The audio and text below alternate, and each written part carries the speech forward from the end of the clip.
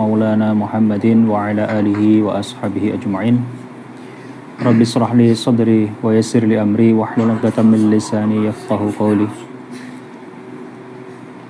قال الله تعالى في كتابه الكريم وهو أصدق القائلين أعوذ بالله من الشيطان الرجيم بسم الله الرحمن الرحيم يا أيها الذين آمنوا اتقوا الله حق تقاته ولا تموتن إلا وأنتم مسلمون صدق الله العظيم وصدق رسول الكريم ونحن على ذلك من الشاهدين Ma'asyiral muslimin, para ikhwani fillah dan pemirsa yang dirahmati Allah Subhanahu wa taala.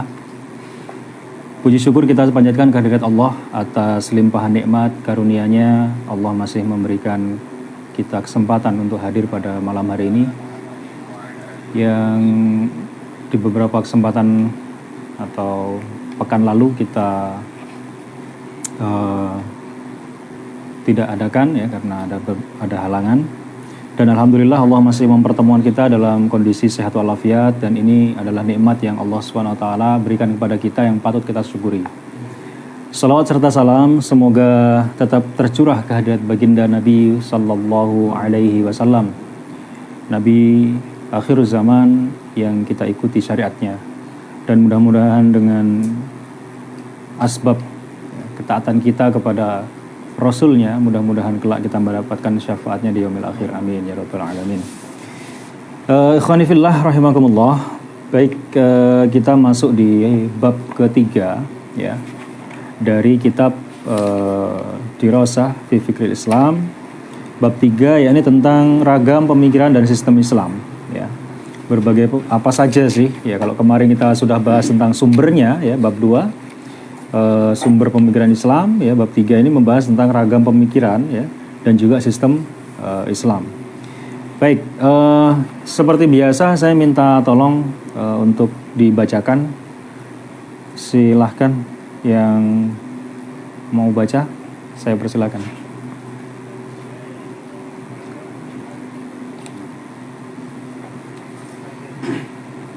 Halaman 71, silakan.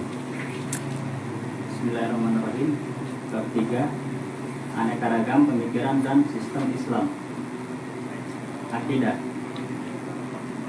Naluri beragama, gorizatun tadayun, merupakan fitrah bagi manusia.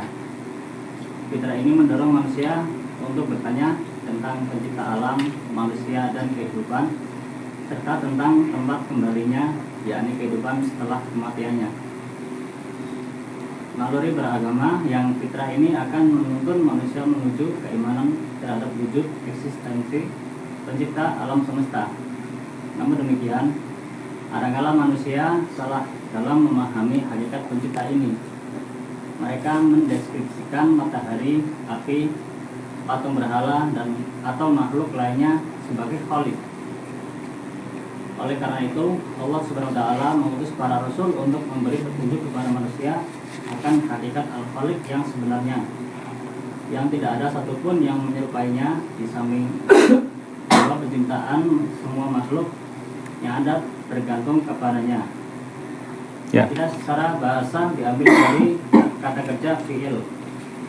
Akoda menyimpulkan, mengikat, transaksi dan lain-lain.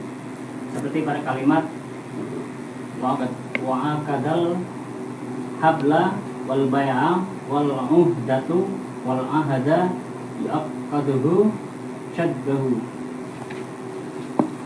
Menimbulkan tali, transaksi jual beli, dan mengikat perjanjian dan mengikatkannya, memperkuatkannya. Akidah juga berarti apa-apa yang diyakini dan menenteramkan hati. Ya, sama saja baik. Syukran jazakallah atas bacaannya. Baik, ikhwani fillah rahimakumullah. Akidah ya adalah biasanya ketika kita bahas akidah ya, dalam berbagai macam gerakan Islam itu terkadang memiliki starting point yang berbeda ya. Nah, maksud saya begini, ketika kita misalnya membahas tentang akidah dalam misalnya dalam sebuah pendidikan pesantren misalnya, starting point dari kajian akidah itu nanti berbeda dengan apa yang kita kaji misalnya. Begitu juga di komunitas-komunitas yang lain, misalnya ada yang memulai kajian akidah itu dengan 3 teori akidah itu ya, rububiyah, uluhiyah, asma wa sifat. Nah, berbeda halnya nanti ketika misalnya seperti misalnya dulu ketika di pesantren, itu yang kita kaji adalah pertama itu adalah akidatul awam, ya. Yakni mengenal tentang sifat wajibnya Allah, ya, sifat wajibnya Rasul, ya. Kemudian sifat termasuk 20 sifat daripada Allah Subhanahu wa taala, ya. Wujud, qidam, baqa, mukhalafatul lil hawadits dan seterusnya. Nah, saya ingin mengatakan seperti ini bahwa semua itu ya adalah thoriqah, ya, thoriqah atau metode bagaimana dalam metode itu untuk mengenalkan kepada kita tentang Allah Subhanahu wa taala gitu. Nah, sehingga apa? Dalam berbagai macam berbagai macam kajian-kajian yang telah dilakukan ya. Kalau misalnya kita lebih cenderung mengikuti misalnya Imam Ibnu Taimiyah dan seterusnya, tentu kajian akidah ini akan dimulai dari 3 teori itu ya. Akidah uluhiyah, rububiyah, asma wa sifat ya. Nah, ketika misalnya nanti kita lebih kepada misalnya mazhab Asy'ari ya. Nah, itu nanti biasanya nanti di awal-awal untuk belajar akidah itu ya kitab Aqidatul Awam ya dan seterusnya. Nah, untuk itu dalam kitab ini ya starting point-nya berbeda meskipun nanti ujungnya sama untuk thoriqah untuk mengenal Allah Subhanahu wa taala ya. Nah, saya juga ingin memberikan gambaran tentang metode ya atau jalan atau metode tadi ya untuk mengenalkan Allah Subhanahu wa taala ya dengan starting point yang nanti akan kita bahas itu. Baik, di sini diawali dengan gharizatut tadayyun. Ya, ini pembahasan panjang ya. Ada 3 naluri yang kita kenal. Yang salah satunya adalah gharizah at-tadayyun, naluri untuk beragama ya. Merupakan fitrah bagi manusia. Jadi naluri beragama ya itu adalah fitrah. Fitrah itu udah bawaan kita, memang oleh Allah udah diberikan seperti itu ya. Nanti dalam pembahasan kitab Nizam Islam itu disebut dengan qadar ya atau khasiat ya daripada benda gitu. Nah, gharizatut tadayyun ini fitrah bagi manusia siapapun, hatta seorang PKI atau komunis ya.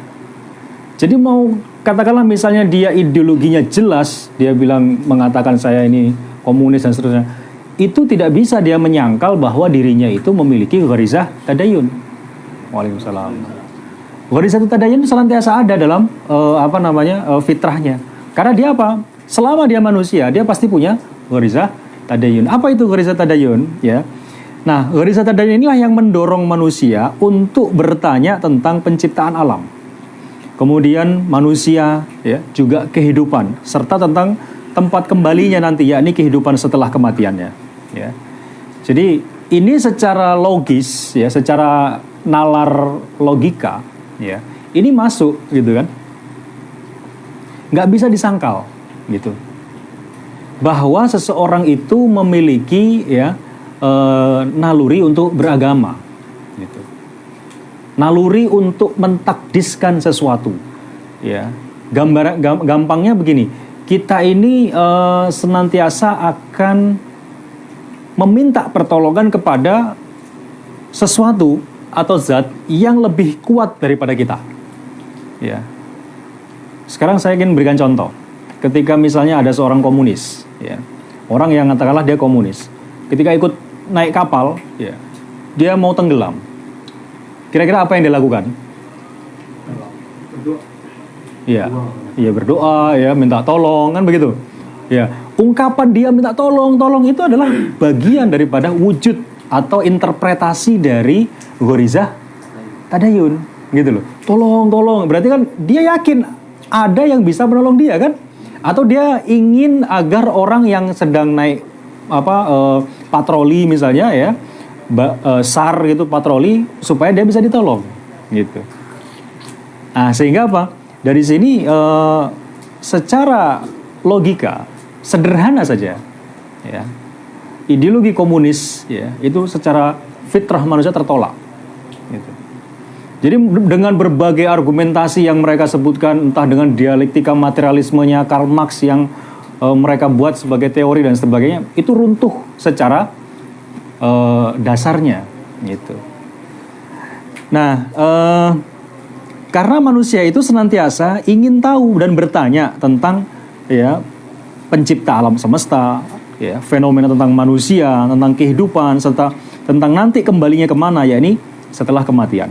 Nah, naluri beragama yang fitrah ini akan menuntun manusia menuju keimanan terhadap wujud atau eksistensi pencipta alam semesta. Ya. Jadi secara naluri pun ini nanti akan menuntun kita untuk mentakdiskan apa yang disebut dengan Tuhan gitu. Jadi kalau katanya Karl Marx itu agama itu adalah candu, ya, itu sebenarnya ungkapan yang nggak sesuai dengan fakta tentunya. Ya. Kenapa demikian? Karena pada dasarnya naluri manusia ini senantiasa menuntut itu, gitu loh. Nah kalau kemudian dikatakan sebagai candu, ini kan mengkambing hitamkan agama sebenarnya, ya, mengkambing hitamkan agama. Nah, namun demikian kadangkala ya, kalau naluri ini dibiarkan begitu saja, ya, manusia kadangkala salah dalam memahami hakikat pencipta. Ya, mereka mendeskripsikan matahari, api, patung, berhala dan lain sebagainya itu, ya, atau yang makhluk yang lainnya itu adalah sebagai sang pencipta. Ini kalau tidak dibimbing oleh wahyu, ketika naluri itu berjalan sendiri, gitu. Ya. Nah, kemudian oleh karena itu Allah mengutus para rasul, ya, para utusan dari Nabi Adam, ya, sampai Nabi Muhammad SAW, ya, yang kemudian memberi petunjuk kepada manusia akan hakikat al-Khaliq yang sebenarnya, ya. Makanya disinilah dalil iman kita kepada Rasul, ya, itu adalah dalil akli, gitu. Meskipun nanti terdapat juga dalam dalil nakli, ya. Nah, kenapa Rasul diutus? Ya iya, kalau nggak diutus, kita dibiarkan dengan naluri kita seperti itu, kita akan tersesat, gitu loh. Ya. Jangankan itu, umat Bani Israel dulu ketika Nabi Musa naik ke gunung 40 hari, ya. Mereka udah pada kafir gitu ya, murtad mereka, menyembah sapi gitu. Nah itu. Makanya Rasul itu diutus, ya. Makanya dalam sebuah hadis riwayat Muslim itu dikatakan, kanat Banu Israil tasusuhumul anbiya, ya. Kullama halakan nabiyyu khalafahun nabi, ya. Jadi Bani Israel itu dulu ya diurusi mereka itu nggak hanya sekedar mereka itu diberikan teladan, tapi betul-betul diurusin gitu ya. Tasusuhumul anbiya kullama halakan nabiyyu fa khalafan nabiyyu. Ketika nabi ini kemudian meninggal, ya, kemudian digantilah nabi yang lain. Terus sampai kemudian Nabi Isa, kemudian terakhir Nabi Muhammad sallallahu alaihi wasallam. Ya. Nah, itu yang terjadi. Nah, oleh karena itu Allah mengutus para rasul untuk memberi petunjuk kepada mereka akan hakikat al-Khaliq yang sebenarnya. Yang tidak ada sesuatu pun yang menyerupainya di samping bahwa penciptaan semua makhluk yang ada bergantung kepadanya. Nah, ini sekilas latar belakang, ya, atau saya sering katakan starting point daripada pembahasan tentang akidah. Ya. Kalau kita mengikuti pembahasan ini lebih mudah untuk diterima akal kita. Ya. Ini lebih mudah untuk dicerna, ya, karena ini mengajak kita untuk berpikir tentang dari mana kita berasal, untuk apa, ya, kita hidup dan akan kemana. Nah, kita masuk ke definisi akidah, ya. Secara bahasa, ya, akidah adalah diambil dari kata kerja atau fi'il, dari asal kata aqoda, ya, yang artinya ya aqoda al-habla wal bai'a wal uhdatu wal ahda yu'akkiduhu syaddahu, ya, artinya menyimpulkan, ya, mengikat atau transaksi dan lain-lain sebagainya, ya. Nah, menyimpulkan tali transaksi jual beli, ya, mengikat perjanjian dan mengikatkannya atau memperkuatnya. Ini secara bahasa, ya, definisi bahasa. Nah, akidah juga berarti apa-apa yang diyakini dan menenteramkan hati. Nah, adapun secara istilah, akidah adalah pemikiran menyeluruh, ya, fikrah kuliah, ya, tentang alam, manusia, kehidupan, dan tentang apa-apa yang ada sebelum dan sesudah kehidupan di dunia, serta tentang hubungan kehidupan dengan apa yang ada sebelum dan sesudah kehidupan dunia. Ya, jadi definisinya secara komplit seperti itu. Ya, dia adalah pemikiran menyeluruh, ya, fikrah kuliah, pemikiran yang paling mendasar, ya, tentang alam semesta, manusia, kehidupan, dan apa yang berkaitan dengannya, ya, apa yang ada sebelum dan sesudahnya. Nah, pemikiran menyeluruh inilah yang dapat menguraikan tentang apa yang disebut dengan Uqdatul Kubro. Ya, ini Uqdatul Kubro itu simpul, ya, simpul yang besar atau ikatan, ya, atau permasalahan besar, ya, istilahnya di sini. Nah, pada diri manusia yang muncul dari pertanyaan-pertanyaan, 3 pertanyaan ini. Siapa yang menciptakan alam semesta? Ya, untuk apa semua itu diciptakan? Ya, kemudian akan kemana semua itu akan kembali dan berakhir? Ya, jadi 3 pertanyaan mendasar inilah, ya, pertanyaan yang kemudian disebut dengan Uqdatul Kubro. Ya, pertanyaan yang akan mengingatkan kita kapanpun dan dimanapun ketika kita ingat, ketika kita ingin melaksanakan ibadah, misalnya kita mau sodako, mau sholat, mau puasa dan sebagainya. Ketika kita ingat pertanyaan ini, kita hidup untuk apa? Ya, kita berasal dari mana? Ya, atau siapa pencipta alam semesta? Kemudian hidup untuk apa dan setelah mati mau kemana? Begitu juga ketika kita maksiat. Ya, kita tanya kepada diri kita, kamu maksiat ini mau apa? Hidup kita ini berasal dari mana sih? Hidup di dunia ini untuk apa sih? Dan setelah mati mau kemana? Gitu. Ketika kita akan melakukan maksiat, ingat itu, ya, ingat terus, ya.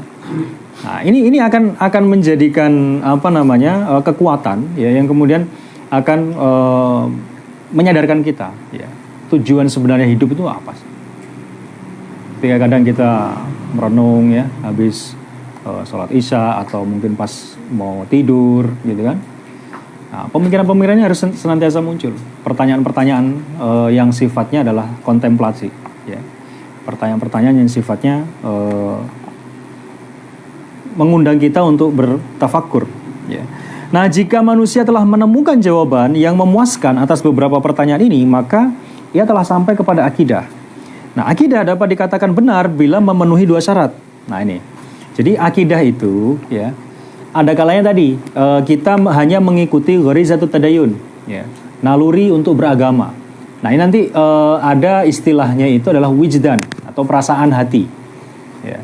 Nah, perasaan hati itu nanti ketika kita turuti tanpa kita kawal dengan akal, ya, ini akan terjadi banyak sekali kerancuan, ya. Begitu juga ketika misalnya kita hanya menyandarkan pada akal sementara wijdan itu tidak ada, ya, yang ada kekeringan, ya.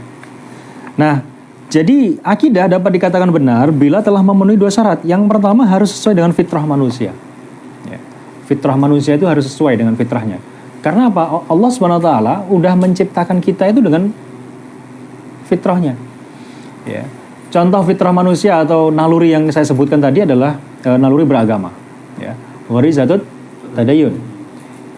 Seperti misalnya ya tadi, ya, seseorang itu senantiasa mencari sesuatu yang lebih ini. Nah, secara nakli, ya, termaktub dalam Al-Quran ketika Nabiullah Ibrahim alaihissalam itu bertanya-tanya, ya, ketika dia sudah mulai bertanya-tanya siapa Tuhanku, gitu kan, ya, dia melihat bintang, ya, oh ini Tuhanku, ya. Oh ternyata falamma afala qala la uhibbul afilin. Oh enggak, ini bukan Tuhan. Tuhan enggak mungkin hilang, gitu ya. Ketika bintangnya hilang, ya, maka Tuhannya hilang, kan gitu. Kemudian ketika malam hari dia, oh ini bulan ini lebih besar, ini pasti Tuhan. Ketika bulan itu hilang, ya, hilanglah Tuhannya, kan begitu.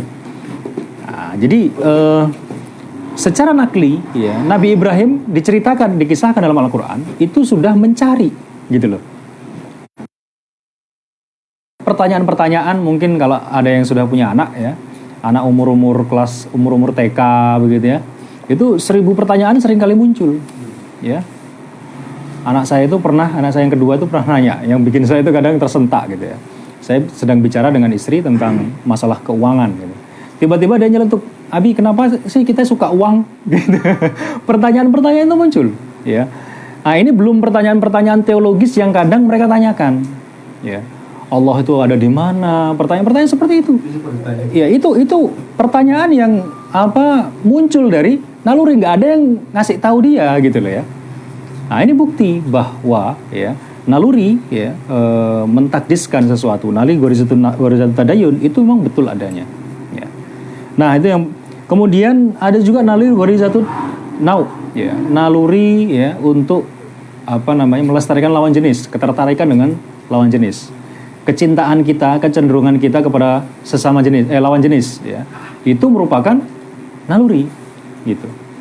Itu fitrah, bawaan manusia, bawaan Allah yang diberikan oleh Allah Subhanahu wa taala. Begitu juga dengan ghorizatul baqa, ya, naluri untuk mempertahankan diri. Ketika kita marah, ya, kita tersinggung, ya, itu naluri, ya, yang tidak bisa dihilangkan. Ya. Nah, kemudian, ya, akidah itu dapat benar bila telah memenuhi 2 syarat. Yang pertama harus sesuai dengan fitrah manusia, ya, yakni menenteramkan jiwa manusia, dan kemudian yang kedua mampu memenuhi naluri beragama, ya. Ya, itu yang pertama. Yang kedua harus sesuai dengan akal, ya. Jadi ketika akidah itu sesuatu yang dikatakan akidah itu tidak sesuai dengan akal, ya, maka ini nanti maksud saya begini, pada faktanya memang kita sudah bahas ya di awal-awal dulu ya, tema-tema akidah itu ya senantiasa makulun, ya, bisa dicerna oleh akal. Tapi memang ada beberapa item ya, tema-tema akidah yang wajib kita yakini, ya, itu memang nggak bisa dicerna oleh akal kita. Ya, contoh seperti iman kepada malaikat. Ya, gimana ceritanya? Dalam beberapa hadis dikatakan 1 tetes hujan itu dijaga oleh satu malaikat. Logika kita kan, wah ini orang ngawur ini kan begitu. Ya, logika kita tanpa ada ikatan wahyu, kan begitu. Hitung dari mulai zaman kita lahir lah, nggak usah sampai zaman Nabi Adam, sudah berapa tetes hujan yang turun gitu. Sementara di saat yang sama katanya, ya disebutkan dalam hadis gitu ya, sayapnya Jibril itu terbentang ya, luas banget gitu ya. Wah, ini gimana ceritanya? Kan begitu. Ya, ini ketika kita makanya kita harus tahu mana dalil yang bisa diimani berdasarkan akli dan mana yang nakli. Karena ada memang kayak surga neraka itu bagi kita mungkin tidak masuk akal gitu. Tapi karena ini adalah perintah Allah, yang perintah Allah itu termaktub dalam Al-Quran, ya, dan hadis yang mutawatir, maka wajib untuk kita imani gitu. Akan tetapi di sisi yang lain, ya, akidah yang kemudian bisa kita cerna secara logis, ya, ini semakin meningkatkan keimanan kita gitu. Nah, bagaimana halnya dengan akidah yang kemudian itu tidak bisa kita terima secara logika? Ini bukan salahnya konsep surga neraka atau konsep malaikat tadi, akan tetapi memang ketidakmampuan akal kita untuk mencerna wahyu yang disampaikan. Makanya untuk hal-hal seperti itu kita wajib iman gitu. Dan ketika kita bahas itu, memang itu adalah perkara yang harus dalilnya harus qat'i gitu. Nggak bisa dalil yang zonni. Makanya ketika bicara tentang akidah, dalilnya wajib adalah yang qat'i, ya.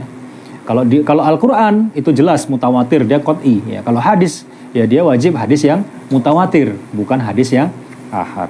Nah, itu penjelasannya. Nah, sehingga manusia ketika dia syarat yang disebutkan di sini ketika dalam bicara tentang akidah itu harus sesuai dengan fitrah manusia, menenteramkan jiwa dan kemudian sesuai dengan akal ya, sehingga akan manusia itu akan merasa puas, merasa qanaah gitu. Dengan pembuktian yang bisa menunjukkan kebenaran atas apa yang dia yakini. Gitu. Dia merasa puas, dia sudah merasa yakin, dia sudah merasa 100%. Makanya ketika kita lihat misalnya banyak sekali fenomena mu'alaf ya, yang masuk Islam, itu kebanyakan mereka itu ketika masuk ke dalam Islam itu bukan karena mimpi dengan bertemu sesuatu, bukan, ya kan? Atau menemukan wangsit, menemukan itu sesuatu yang sifatnya klinik gitu, enggak.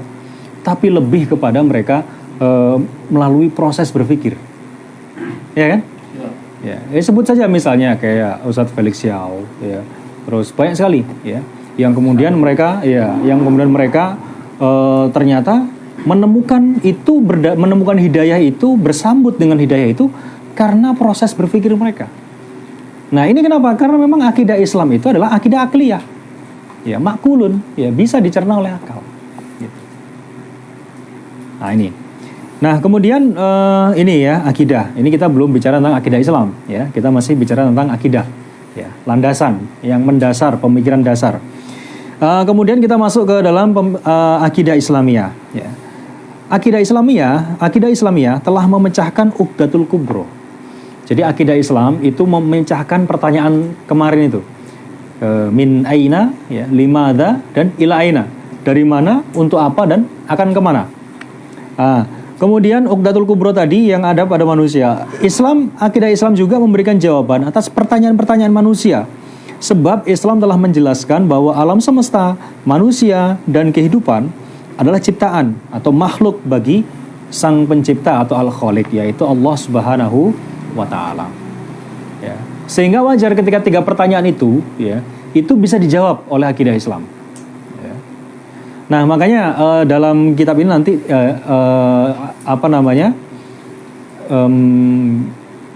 setidaknya ada 3 ya, 3 landasan atau 3 akidah yang bisa menjawab itu. Ya, salah satunya Islam, ya, kemudian komunisme dan kapitalisme. Ya. Nah, kenapa cuma ini? Karena nanti akan kita bahas. Ya, kita lanjutkan. Dan bahwasanya setelah kehidupan ini akan ada hari kiamat. Hubungan antara kehidupan dunia dengan apa yang ada sebelum dan kehidupan dunia dan ketundukan manusia terhadap perintah Allah dan larangan-larangannya. Sedangkan hubungan antara kehidupan dunia dengan apa yang ada sesudahnya, sesudah kehidupan dunia adalah hari kiamat. Ya. Jadi hubungan manusia sebelum kehidupan dunia ya dengan kehidupan dunia saat ini itu ada hubungannya, itu adalah adanya aturan, adanya syariat. Nah, adapun hubungan antara dunia saat ini dengan setelahnya itu nanti kita akan bertemu dengan yaumil hisab ya, atau hari kiamat. Ya, nanti akan kita mempertanggungjawabkan hubungan yang tadi itu. Gitu. Nah, kemudian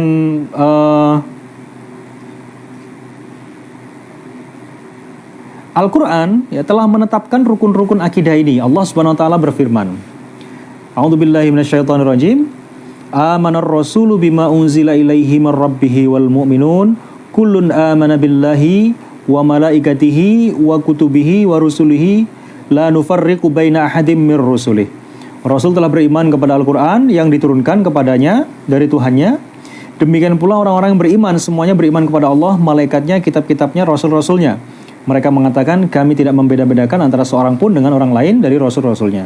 Al-Baqarah 285.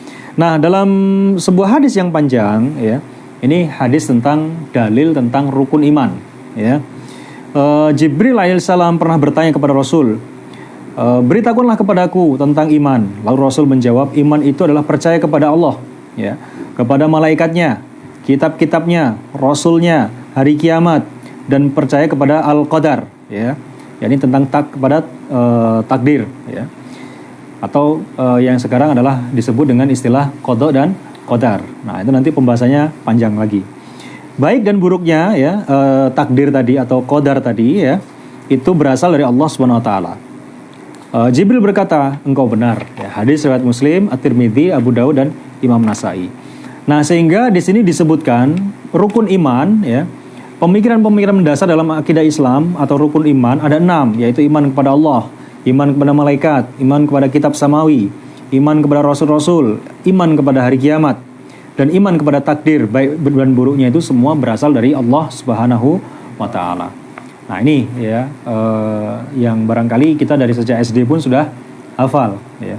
Akan tapi terkadang mengkaitkan ya antara atau merasionalisasikan ya, kenapa kita beriman kepada Allah, kenapa iman kepada malaikat dan sebagainya. Kadang ini tidak jarang untuk kita mendapatkan penjelasan seperti itu. Nah, iman adalah adapun iman ya. Nah, ini pembahasan tentang iman. Yakni adalah keyakinan ya atau al-i'tiqad yang bermakna tasdiqul jazm ya, atau pembenaran secara pasti yang sesuai dengan fakta serta berdasarkan bukti ya. Dalam berbagai literatur yang lain ya, iman itu adalah tasdiqul biqalbi ya wa amalun bil jawarih ya. Yang pertama qaulun bil lisan ya, pengikraran dengan lisan, tasdiqun biqalbi ya dengan hati ya, di pembenaran dalam hati dan kemudian diamalkan ya. Nah, itu ada yang mayoritas jumhur ulama mendefinisinya seperti itu. Nah, kemudian di sini disebutkan iman itu adalah tasdikul jazim, ya. Jadi sebenarnya pembahasan panjang banget, ya. Kenapa kok beliau memilih ini, gitu ya, memilih definisi ini, ya. Nah, ini nggak dibahas secara detail, ya. Akan tapi beliau hanya memberikan definisi seperti ini, ya. Insya Allah banyak sekali literatur yang menjadi alasan atau reasoningnya kenapa kok ini yang digunakan, ya. Nah, kemudian dalil akidah ada 2 macam, yakni yang pertama dalil akli ya, dan yang kedua adalah dalil nakli atau dalil sam'i ya. Dalil akli adalah satu pembuktian ya atau al-burhan yang bisa dibuktikan oleh akal. Nah, ini yang saya sebutkan tadi ya. Untuk mencapai sebuah pembenaran kadang akal itu ya bisa mencapainya gitu. Nah, pembenaran yang dimaksud di sini adalah pembenaran secara pasti ya, tasdikul jazim pada salah satu rukun dari rukun-rukun akidah ya. Kita lihat yang pertama sampai nomor 6 ini ya. Iman kepada Allah itu akli apa nakli? Akli. Hah? Akli apa nakli? Akli ya. Pakai logika. Sekarang begini, di dalam kitab yang lain itu disebutkan kenapa ada orang Badui ditanya secara ini ya, ditanya sama seseorang, ditanya kenapa kamu beriman kepada Allah. Ya simple aja gitu ya. Tai onta itu membuktikan adanya onta gitu aja. Nah ini pemikiran rasional orang Arab Badui pada saat itu.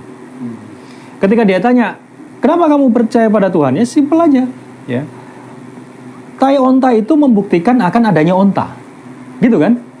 Begitu juga dengan misalnya apa yang ada saat ini yang kita lihat sebagai sebuah fakta yang bisa kita cerap dengan panca indera dan diproses oleh otak kita, itu membuktikan adanya pencipta. HP ini kira-kira tiba-tiba merocot ada sendiri atau ada yang buat? Ada sendiri. Oh, ada yang buat. Ada yang buat. Iya kan? Lah kalau misalnya dia nggak ada yang buat, ini jangan salah loh ya. Kita nggak usah bahas HP-nya, casingnya saja. Untuk sebuah molekul plastik gitu ya, ditemukan itu tahun berapa? Oleh siapa? Prosesnya panjang sekali gitu loh. Proses demi proses ditemukannya bahan kimia yang kemudian menjadi apa yang disebut dengan plastik ini. Ya ini casingnya saja ya, belum kita bicara HP-nya, ada algoritmanya ya, ada softwarenya, ada hardwarenya. Tiba-tiba muncul sendiri, kira-kira masuk akal nggak? Loh, HP ini masih bisa diakali, artinya masih bisa dioprek gitu kan? Masih bisa, kita yang ahli IT mungkin masih bisa ngakalin ini. Lah bagaimana manusia-manusia ini? Dengan penciptaannya yang luar biasa, prosesnya yang mulai dari kalau dulu biologi itu disebut dengan zigot ya prosesnya. Kemudian berkembang ya disebutkan dalam Al-Qur'an itu ya, dari segumpal darah kemudian menjadi daging dan seterusnya. Ya. Lah itu kira-kira kalau nggak ada yang menciptakan, nggak ada yang ngatur, nggak ada yang ngurusin, nggak ada yang ngasih makan, nggak ada yang ngasih rezeki, kira-kira masuk akal nggak? reasonable-nya ini seperti ini. Makanya orang-orang komunis ini menutup mata terhadap fakta seperti ini. Alasannya apa? Yang nggak kelihatan itu nggak ada, gitu loh. Mereka kan terus bertanya, mana Tuhan, kan nggak ada. Lah faktanya Tuhan nggak kelihatan, memang fakta, ya. Tapi pemikiran seperti ini, pemikiran yang sangat rendah, gitu loh. Bahwa sesuatu yang tidak ada, yang tidak terlihat oleh panca indera itu tidak ada, itu keliru. Gitu. Ya kalau begitu, ya orang komunis tadi itu, ya tampar aja mukanya. Kalau dia ngeluh kesakitan, mana sakit? Sakit itu di mana? Gitu. Cari aja, kan nggak ada kan? Gitu. Katanya kalau yang sesuatu yang nggak ada berarti tidak terlihat, berarti tidak ada, kan gitu. Nah, cuman memang narasinya orang-orang komunis ini seolah-olah ilmiah, seolah-olah benar-benar melalui proses berpikir dan sebagainya. Dan memang terkadang orang komunis ini dia itu lebih militan dibanding dengan aktivis-aktivis kapitalis, gitu. Itu faktanya, gitu. Nah, inilah dalil akli, ya, dalil yang bersandarkan kepada akal. Ada kalanya fakta atau keimanan, ya rukun iman ini bisa kita nalar dengan akal kita, seperti iman kepada Allah dan iman kepadanya adanya malaikat. Nah, ini yang nggak bisa kita nalar. Nah, kenapa kok kita bisa beriman? Karena apa? Nanti kemarin kita bahas. Iman yang ketiga, yakni iman kepada kitab samawi, ya, Quran, Taurat, Zabur, Injil dan Al-Quran. Itu merupakan kitab yang kita imani, ya. Kenapa kok kita imani kepada ini? Karena mengimani kitab Al-Quran itu adalah dalil nan akli, bisa kita imani. Artinya yakin secara akal kita bisa nerima itu. Oke, kalau sudah seperti itu, apapun isi dalam Al-Quran berarti adalah akli juga sebenarnya kan, meskipun di situ di dalamnya nakli. Karena malaikat, ya, suratul mustaqim, ya, akhirat, hari kiamat, ini apa lagi, surga dan neraka, semua dijelaskan dalam Al-Quran, gitu kan? Ya, bagaimana ketika Al-Quran mendeskripsikan tentang surga, jannatin tajri min tahtihal anhar khalidina fiha dan seterusnya. Ya. Bagaimana ketika Al-Quran menceritakan tentang neraka, ya, betapa panasnya neraka, ya, itu banyak sekali, ya. Ketika Al-Quran mengisahkan tentang Jibril, ya, tentang Mikail, ya. Nah, ini juga merupakan landasan-landasan keimanan yang bisa kita reference kepada Al-Quran itu, gitu. Yang secara akal kita nggak bisa nerima itu, gitu. Bukan karena kesalahan konsepnya, tapi ketidakmampuan akal kita menjangkau tadi. Ya. Nabi Muhammad itu ketika bertemu dengan Jibril itu gemetar kok, menggigil kok, ya. Ketika melihat rupa Jibril yang asli, gitu ya. Jadi ya seperti itu, ya, kondisinya. Nah, ini dalil akli. Kemudian yang kedua, dalil sam'i atau dalil nakli, yaitu suatu berita, ya, tadi yang saya sebut referensi tadi, yang bersifat pasti, ya, khobarul qat'i, ya, yang memberitakan kepada kita tentang rukun-rukun akidah, ya. Contoh adalah ayat-ayat Al-Quran, ya. Rukun akidah yang dibuktikan dengan dalil akli ada 3, yakni iman eksistensi kepada Allah. Tadi saya katakan iman kepada Allah akli, iya, ya. Kemudian iman kepada Al-Quran, bahwa Al-Quran itu berasal dari Allah, dan iman bahwa Muhammad adalah utusan Allah. Nah, ini dalil akli. Nah, sementara iman kepada yang lainnya, ya, iman kepada malaikat, iman kepada Rasul, iman hari kiamat, ya, iman kepada takdir, qada dan qadar tadi, itu, ya, bisa diinikan dengan dalil nakli, ya, itu, ya. Ini nanti akan dibahas juga di sini, ya, tentang iman kepada Allah, ya. Ini betul-betul disampaikan beberapa dalilnya di sini disebutkan. Dengan Al-Quran Allah telah membimbing manusia kepada jalan yang dapat membuat manusia memahami atau menyadari keberadaan Allah SWT. Allah telah memerintahkan manusia dengan firman-Nya, "Falyanzuril insanu mimma khuliq." Hendaklah manusia memperhatikan apa yang dia ciptakan, dari apa yang Allah SWT ciptakan. Jadi maksudnya kita diminta oleh Allah Subhanahu wa taala untuk melihat ciptaannya. Wes gak usah seperti anak kecil gitu. Anak kecil itu kan tanya, "Abi, Allah itu laki-laki apa perempuan?" gitu. Yang pertanyaan-pertanyaan anak kecil. Ya. Nah, anak saya ya juga sering yang pertama itu ya tanya. Saya kadang bingung loh, kenapa? Allah itu laki-laki apa perempuan ya? Gitu. Jadi naluri beragamanya itu muncul, gitu. Ya. Bagaimana seorang ayah ketika menjawab pertanyaan anak seperti ini? Yasmin sudah bisa tanya begitu belum? Mamanya yang tanya.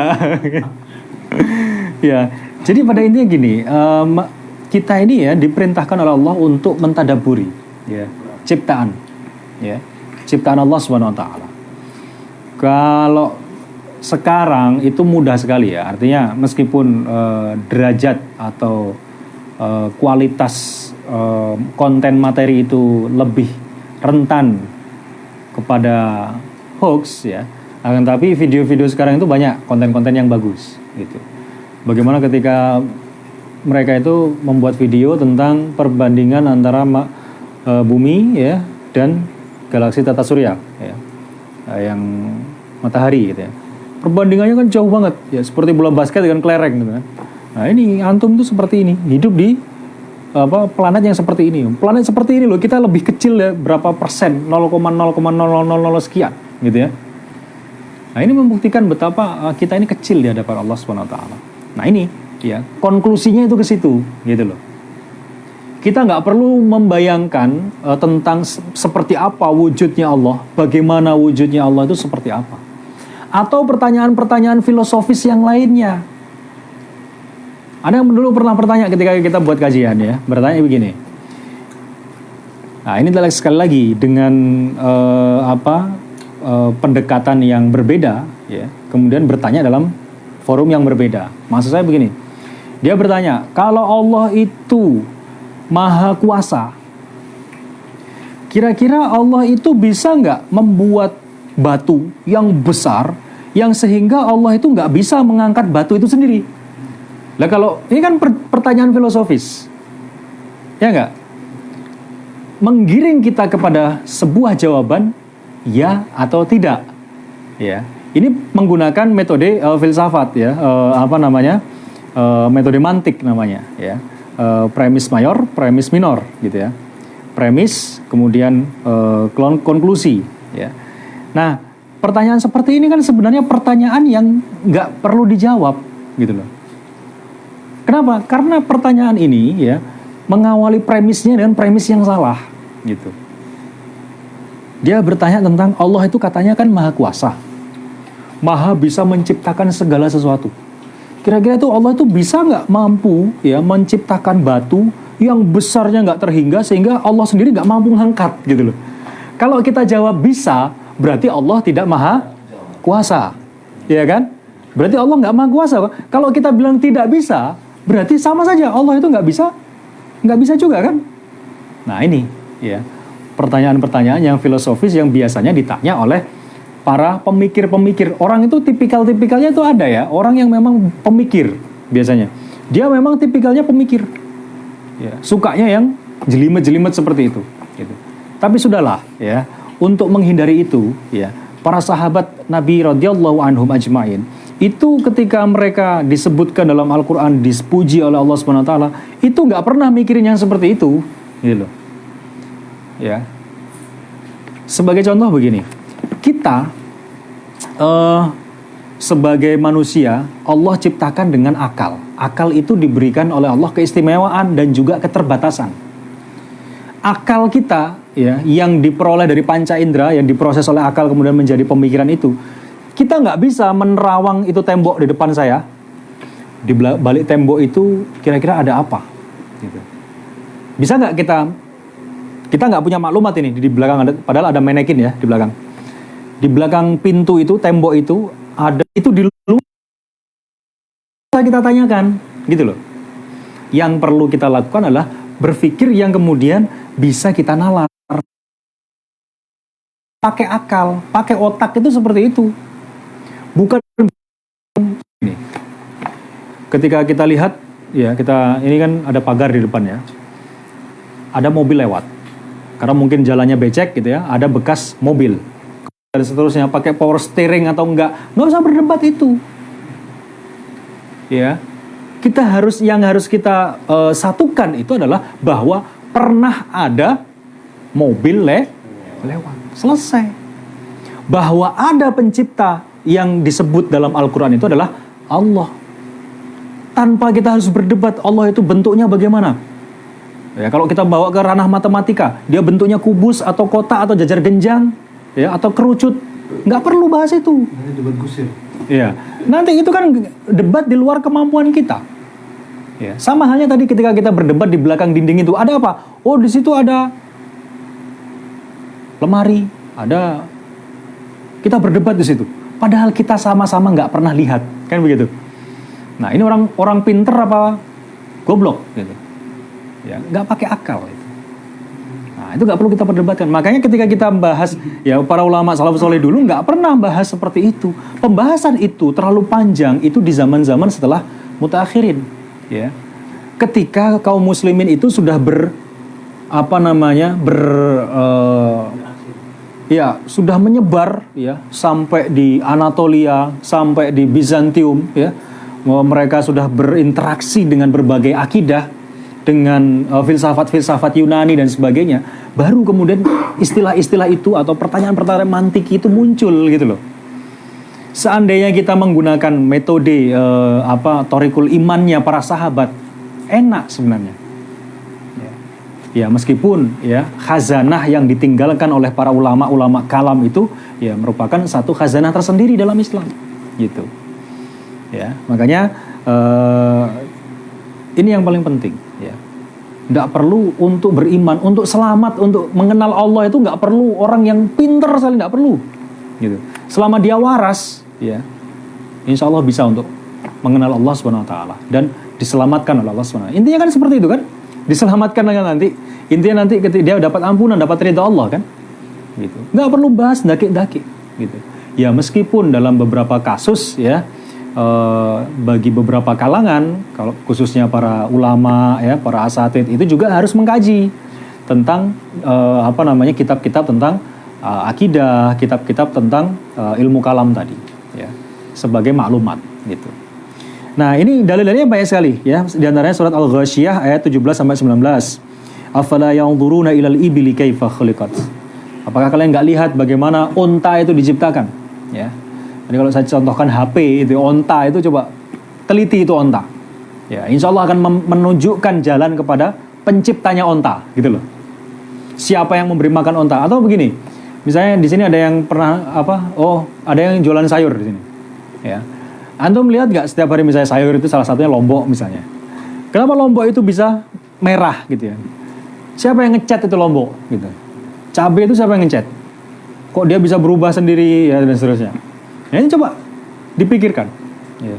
Siapa yang datang malam-malam kemudian bisa ngerubah secara perlahan warnanya cabai itu kok dari hijau, ya, hijau daun, ya, dari kemudian sampai merah dan ya tapi ada juga lombok yang nggak bisa merah, cabai hijau namanya, ya kan, untuk sambal padang gitu ya. Nah, Allah juga memerintahkan Rasul agar beliau mengajak manusia untuk memperhatikan hal ini, sebagaimana firman Allah, fadhkur ya, fadzakir innama anta mudzakir. Ya, Al-Ghasyiyah ayat 88. Beliau SAW diminta untuk mendorong manusia agar melakukan penelitian dan memperhatikan apa yang ada di sekitarnya. Firman Allah, "Qul siru fil ardi fanzuru kaifa bada'al khalq." Ya. Katakanlah, berjalanlah di muka bumi dan perhatikan bagaimana Allah menciptakan manusia dan permulaannya. Ya, ini dikisahkan memang disebutkan bahwa ada ratusan ayat yang meminta kita untuk mentadaburi ayat-ayat Al-Quran. Mentadaburi ciptaan Allah Subhanahu Wa Taala. Ya. Nah, sehingga dari sini kita bisa jelas ya keimanan kita kepada Allah, yaitu betul-betul iman ya berdasarkan akal. Ya, jadi tidak ngelantur membahas tentang jenis mobilnya, kemudian merek mobilnya, plat nomornya, gitu nggak perlu. Ya, nggak perlu bahas itu. Ya, yang satukan keyakinan satu sama kesamaan bahwa ada pernah mobil yang lewat, gitu. Ada mobil yang lewat atau ada kuda yang lewat, gitu. Nah, dengan jalan mengamati dan memperhatikan, maka dengan akalnya manusia akan sampai pada kesimpulan bahwa segala sesuatu yang ada, yang maujud, pasti ada pencipta yang menciptakan sesuatu. Ya, sebab tatkala manusia mengamati alam semesta, ia akan menyimpulkan bahwa alam semesta itu terbatas, mahdudun. Ya, ini masih diperdebatkan di antara para ilmuwan, ya, saintis, tentang teori, ya, pemuaian alam semesta, ya. Jadi alam semesta itu memuai, membesar gitu, ya, dan skalanya itu cepat gitu, ya. Nah, sehingga kemudian istilah bahwa alam semesta itu terbatas ini terkadang kalau orang itu terkadang dia lebih kuat, ya, daya saintifiknya, kadang dia tidak percaya bahwa alam semesta itu terbatas. Ya, lagi-lagi ini batas akal kita sebenarnya, gitu. Menguji batas akal kita. Sejauh mana keimanan kita mengalahkan akal kita, gitu. Karena simple aja sebenarnya. Kumpulan dari sesuatu yang terbatas. Alam semesta ini kan sesuatu, ya, benda kan, ya nggak? Yang di langit itu benda kan, bintang namanya benda kan, bumi benda juga kan, ya. Kumpulan dari sesuatu yang terbatas itu pasti terbatas, kan gitu, ya nggak? Ketika dia adalah sesuatu yang terbatas, ngumpul jadi satu, sebenarnya pasti mereka adalah terbatas, mahdudun. Nah, sehingga ini bisa kita naluri, kita akal ini, barang ini. Ia juga menyimpulkan bahwa alam semesta ini berjalan teratur dengan sebuah aturan yang kompleks. Ya. Ketika dulu masih belum dikenal dengan apa istilahnya gravitasi, ya, manusia masih belum bisa berpikir, gitu. Dulu ketika di zamannya ketika di zaman masih belum ditemukan konsep tentang bagaimana mata itu bisa mengindra, ya, sebuah fakta, ya.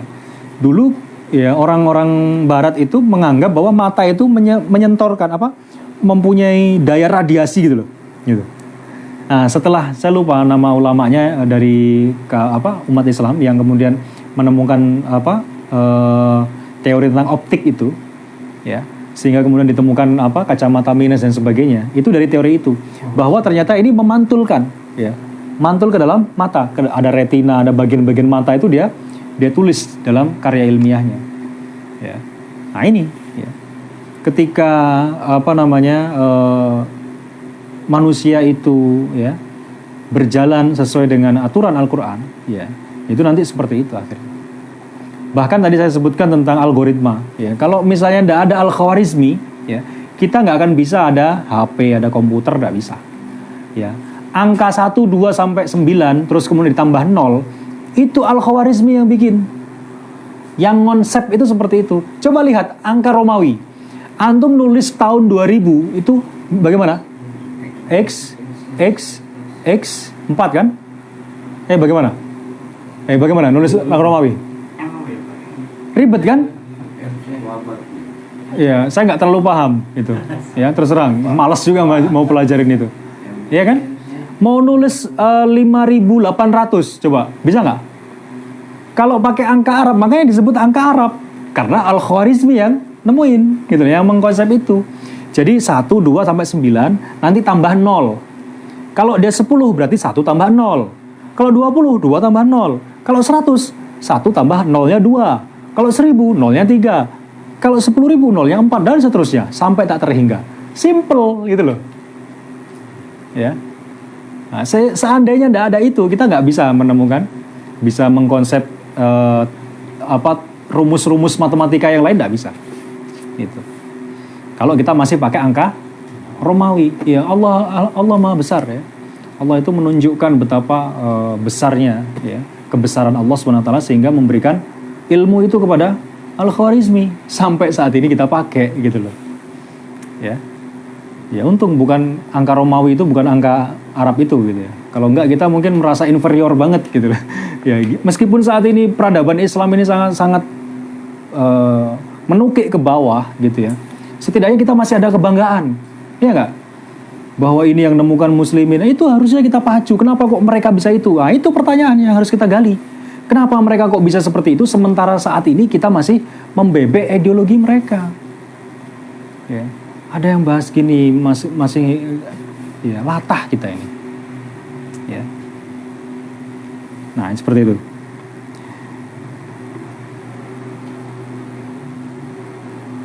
Ia juga menyimpulkan bahwa alam semesta ini berjalan teratur dengan sebuah aturan yang kompleks. Ya. Dalam ilmu astronomi gitu ya, atau apa istilahnya itu ya, perputaran bumi. Ya, ini saya nggak sedang bahas tentang flat earth ya. Flat earth itu udah fenomena lain tuh. Jadi ya, saya sendiri bukan flat earth ya, bukan. Ya.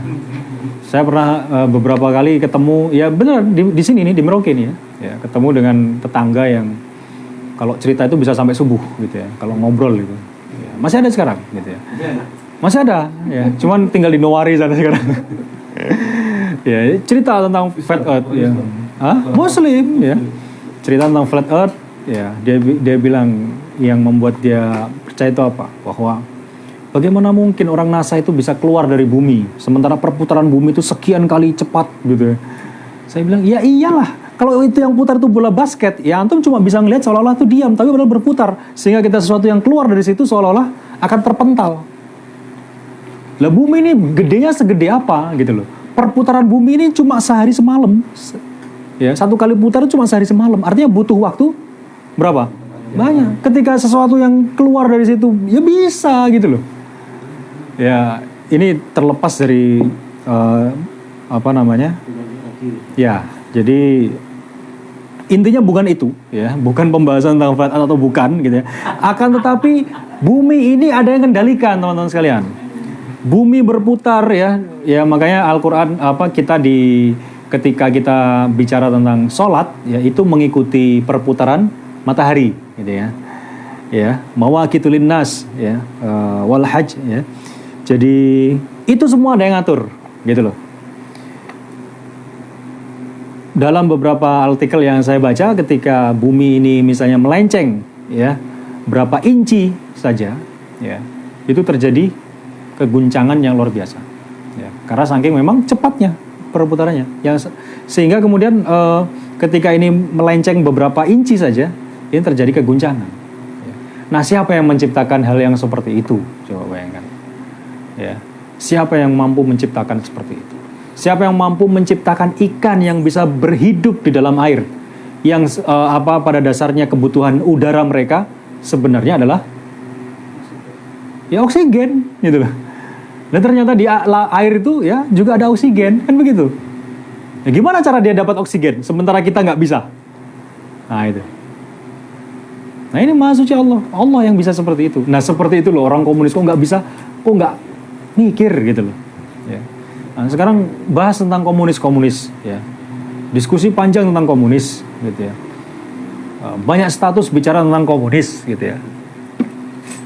Akan tapi ketika kita diajak diskusi yang serius tentang apa itu komunisme, apa itu kapitalisme, kadang kita juga nggak mau, gitu loh.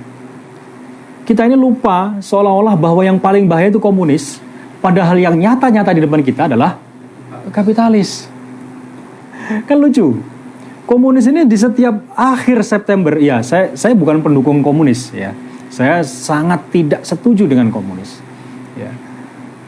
Setiap tahun ya penolakan terhadap komunisme ini seolah-olah ya menguat terus, apalagi di kalangan aktivis-aktivis Islam, orang yang memiliki kesadaran Islam. Ya itu benar. Cuman terkadang 235 tahun hari setelahnya, selain tanggal ya selain 1 bulan itu, kemana mereka ketika melihat realitas kapitalisme yang di depan mata ngerusak kehidupan kita? Ya. Kemana pembelaan kita?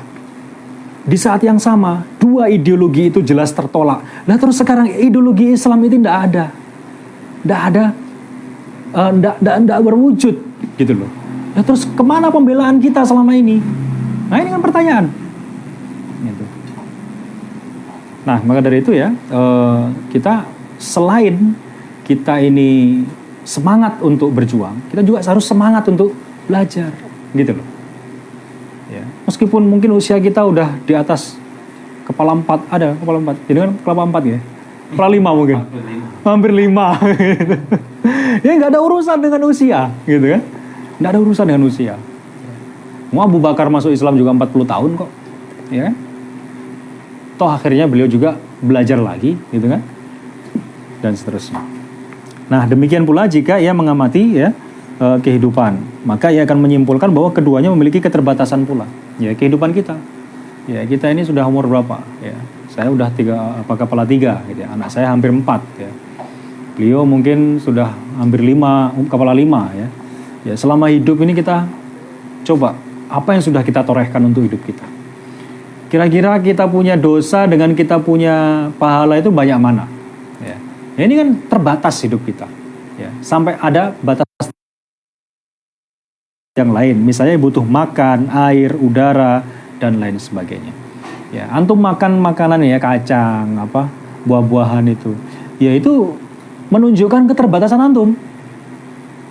Antum bisanya kemudian berkembang, ya itu karena ada metabolisme dalam tubuh, gitu kan? Ya ada metabolisme, masuklah makanan, kemudian menjadi diproses menjadi energi dan kemudian berkembang sampai, ya Allah memanggil kita. Dan agar ia tetap bisa mempertahankan hidup, ia membutuhkan unsur yang lain. Ia butuh makan, minum, air, dan sebagainya. Yang semua itu ya diciptakan juga oleh Allah. Di samping kita ini diciptakan Allah, Allah juga menciptakan makanan, ya, berbagai macam sarana-sarana yang menunjang kehidupan kita. Jadi nggak usah khawatir. Ya, kalau rezeki itu ketukar, ya nggak mungkin. Ya. Kalau diambil oleh orang atau di sliding, ya bisa jadi gitu ya. Ya, tapi nggak tertukar itu, nggak akan tertukar.